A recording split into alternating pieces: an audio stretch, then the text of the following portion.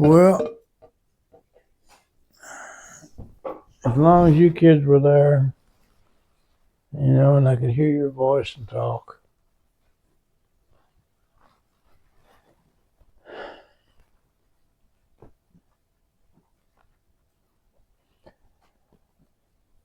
I must have stood hours out in the driveway. I couldn't think. It was dead quiet.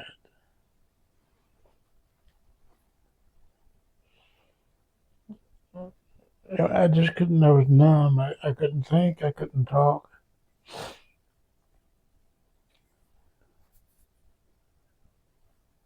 I just stood there till I couldn't stand no more.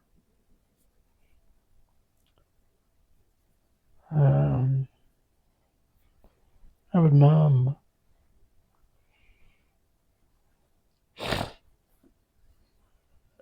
I'm not throwing off on your mother. No, Dad, it's life. We didn't get along like Ro and I. Ro was a different woman. Her likes and dislikes were different. Your mother's were different. No, I understand. That's part of life. Delane was not a lover. I say that with respect. Ro was a lover. She demanded, hold me. Delane was not that way. She was a business person compared to a mechanic. Yeah. Ro demanded love. You're fine, Dad. You're fine. You're fine. Don't worry about it. I got it.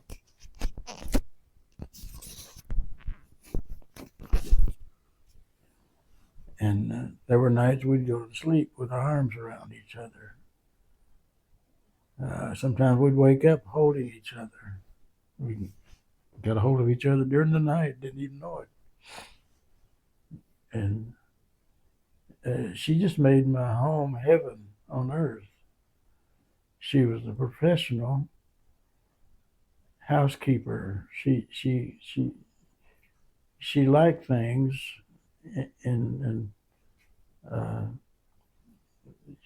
she if I'd have bought her a new car, or if I'd offered her a new car or a sewing room, she'd take the sewing room.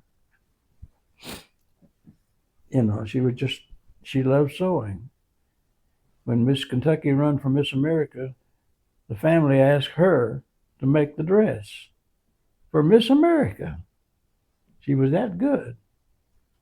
And I told her, baby, that now's a chance for fame and fortune.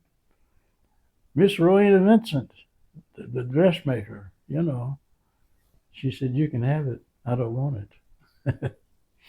You can have your fame, you have your fortune. I don't want it. I'm happy like I am. And she was a humble girl. I don't know how many dresses she made for kids that go to the church, little kids. They come in tattered with the older relative, the older sibling, dragging them up the aisle, or,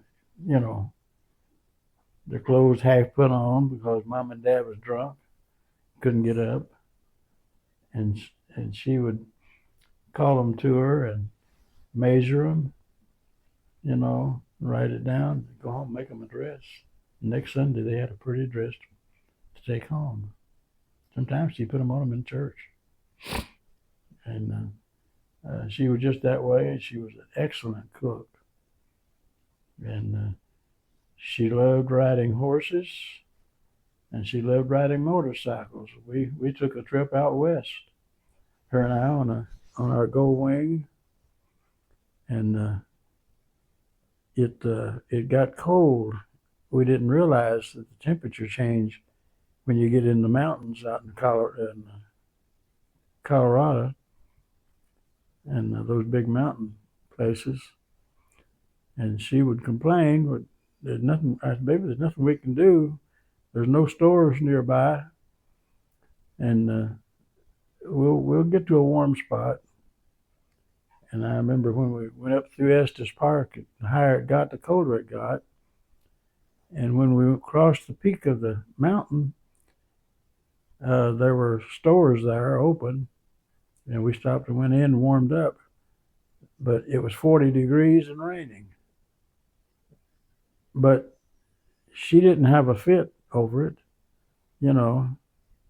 I just kept telling her, but we'll get to a warmer spot. And when we got down to the bottom of the mountain range, it was hot. And then she'd say, "Whoosh, it's hot down here."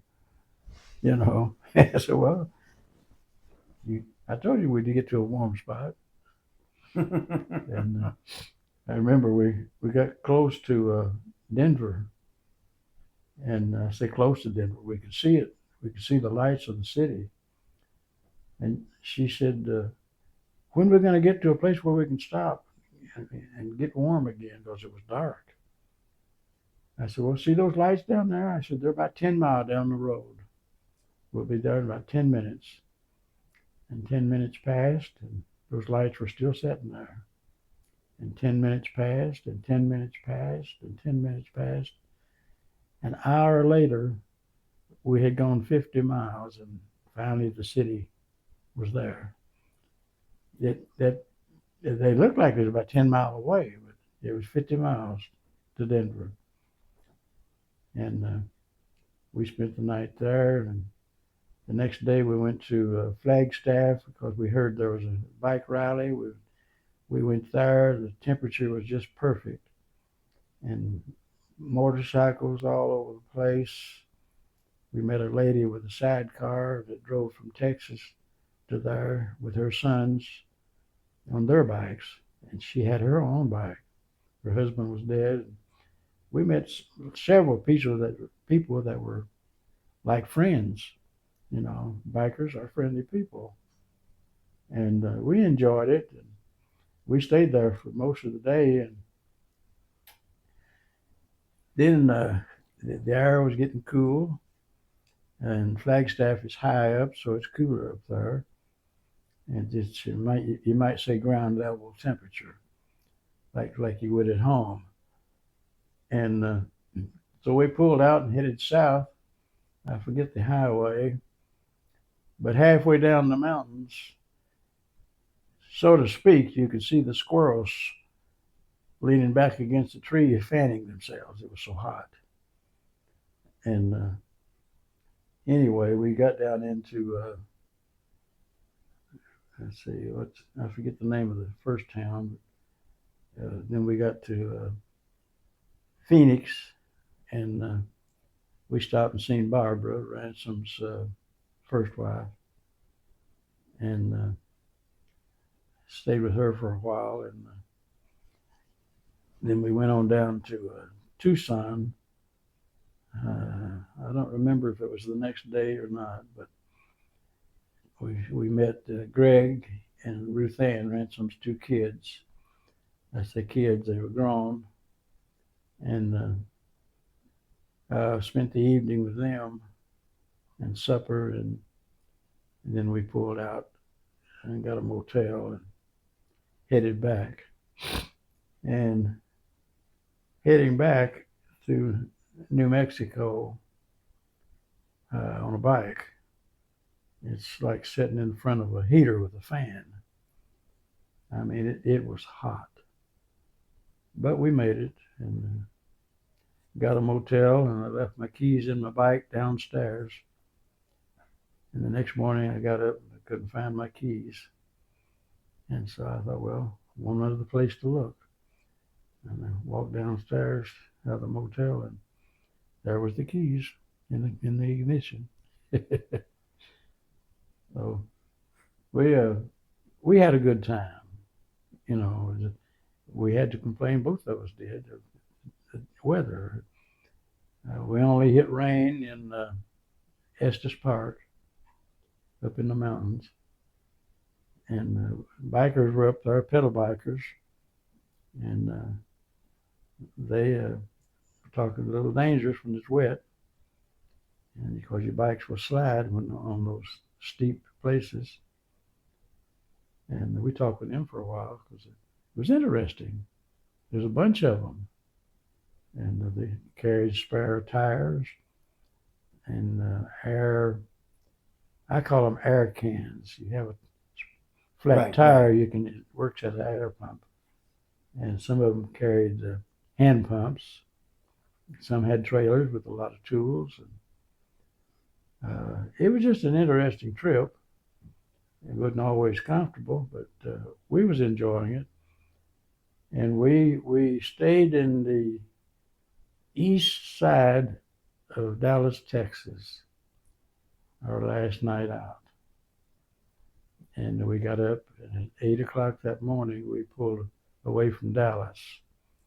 And at 10 o'clock at night, we pulled in home and walked in and set things down and put the bike away, locked the doors, and I went in the living room to take my clothes off. And I said, "Hey, Ro, come here." So she come in the bedroom where I was at, yeah. I said, "Look in the mirror." And she looked. We were so dirty. We looked like we'd just come out of a coal mines. We wondered, why are people looking at us? You know, we were black. We were filthy. I mean, it's coal dust. We laughed and laughed. Both of us had to take a shower.